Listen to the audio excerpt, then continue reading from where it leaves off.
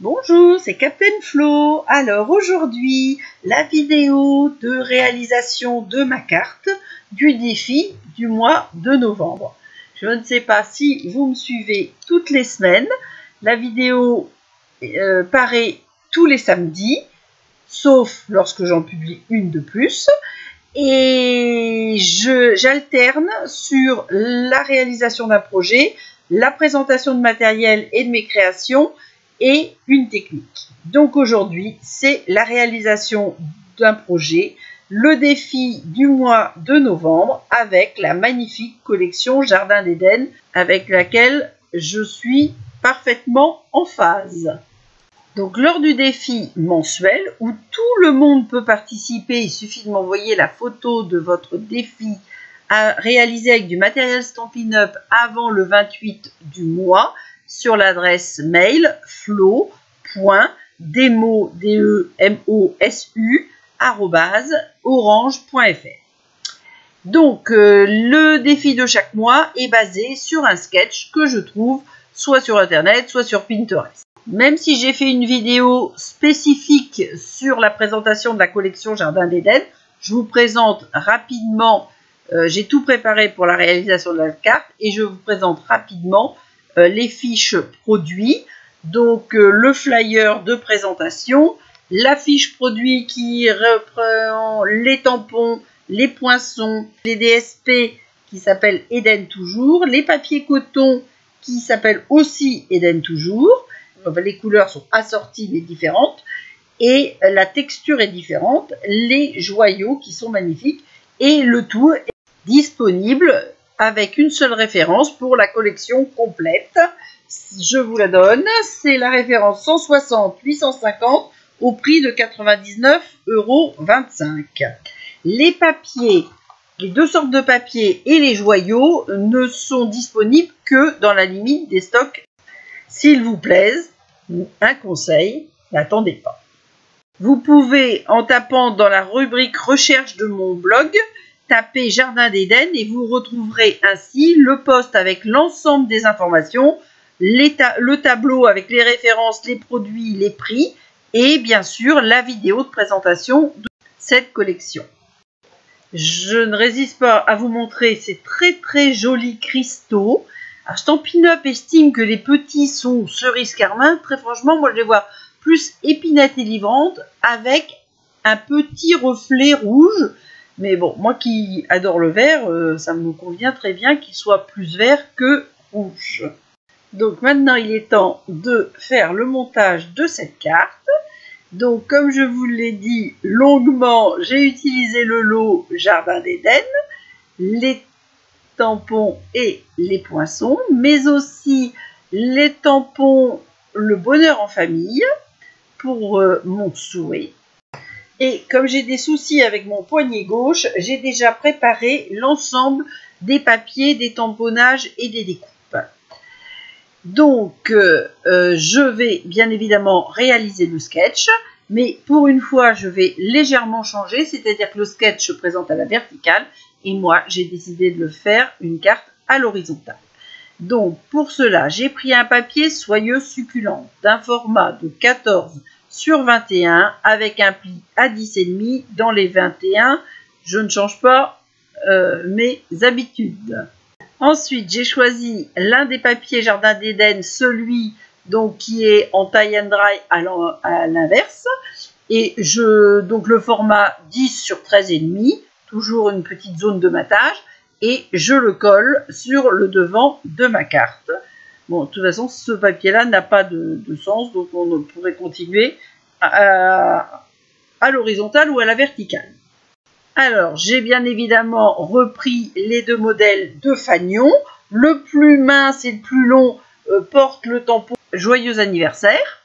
Et celui qui est plus large, j'ai décidé de le mettre avec des Stampin' Dimensional, donc sur la gauche comme le modèle, et je mettrai les strass dessus, pareil comme le sketch.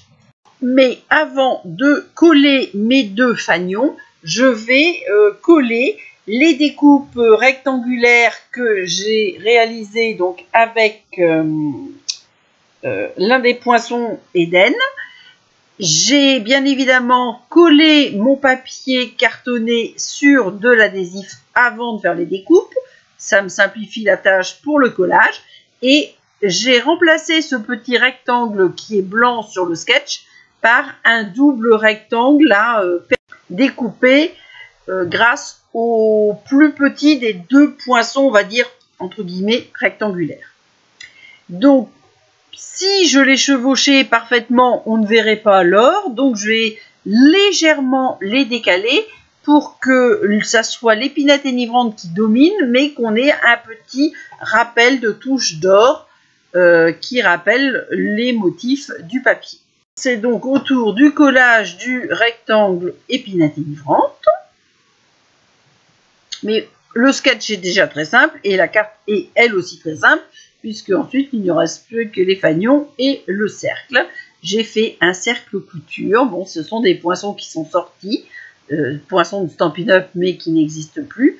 Mais comme je les adore toujours, je continue à m'en servir, je l'avoue. Alors là, j'ai un petit temps d'hésitation parce que je suis en train de vérifier si la forme est symétrique. Et effectivement, je pensais qu'il n'y avait pas forcément de symétrie et les découpes sont parfaitement symétriques. Donc que je fasse dans un sens ou dans l'autre, je retrouve le même modèle et donc je vais légèrement décaler comme je vous l'ai expliqué. Alors avec l'utilisation de ces feuilles adhésives qui sont vraiment une invention géniale pour coller tout ce qui est découpe fine, moi, je conseille petit 1, la pointe à percer, petit 2, le touche-à-tout. C'est vraiment des outils très très pratiques pour manipuler vos découpes fines collantes sans vous mettre de la colle plein les doigts. Alors, pour le collage des fanions, je vais commencer par le fanion soyeuse succulente tamponnée. Mais je présente celui qui est en épinette enivrante pour voir à quelle place il va être posé et quel encombrement il prend afin que mon souhait ne soit pas masqué par la partie supérieure.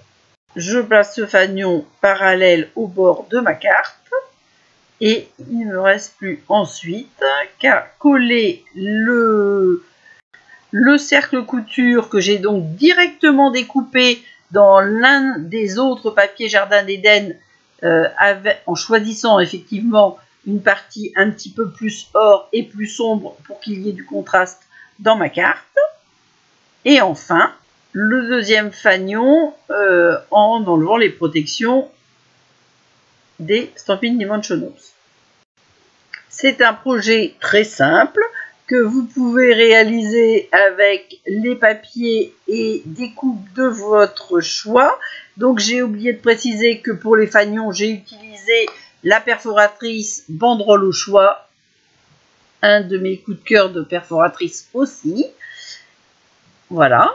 Et donc j'espère que vous réaliserez votre carte du défi de novembre et que vous me l'enverrez. Il ne reste plus qu'à poser les strass. Donc je vais mettre 2 strass ronds, un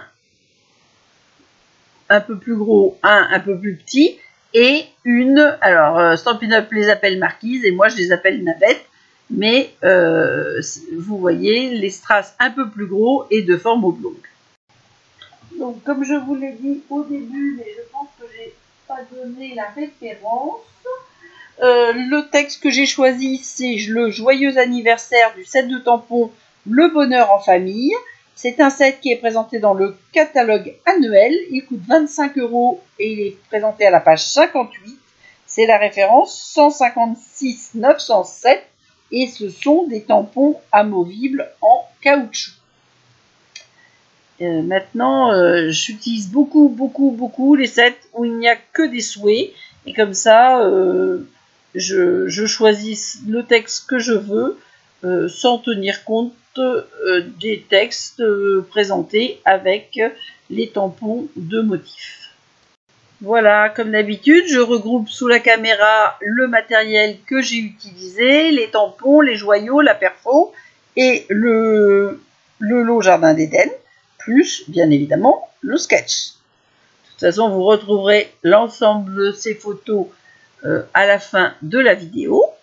Et je vous présente de plus près, en zoomant un peu, ma carte terminée ainsi que le sketch. Et je pense qu'on retrouve les éléments du sketch en ayant recherché un petit peu de nouveautés avec cette collection. Il ne me reste plus qu'à vous dire à la semaine prochaine. Le temps que défilent ces photos, je vous dis prenez soin de vous, portez-vous bien. À la semaine prochaine donc. Envoyez-moi vos photos de création et gros bisous!